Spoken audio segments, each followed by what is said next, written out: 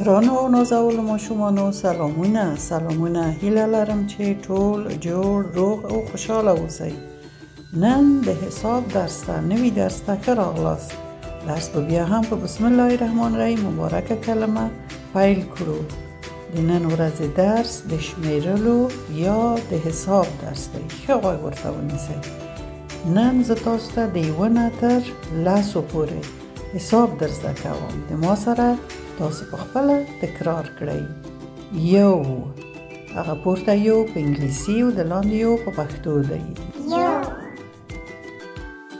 دوه، دوه، دوه،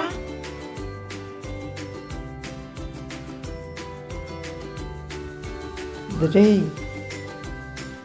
درې، درې،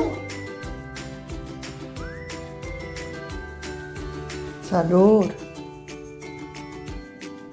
څلور، څلور، پنځه، پنځه،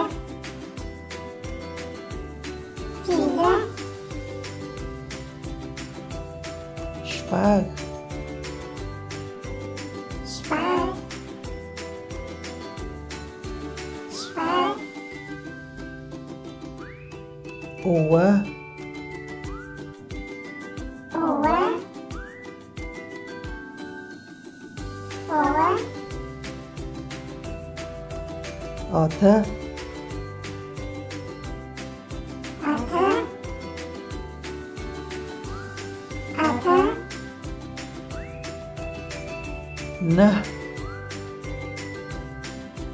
نه،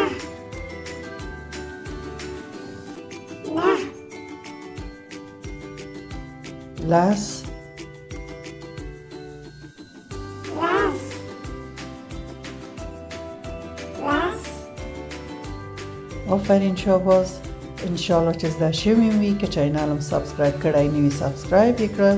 نورم وخت تمام شد. د خدای پامان.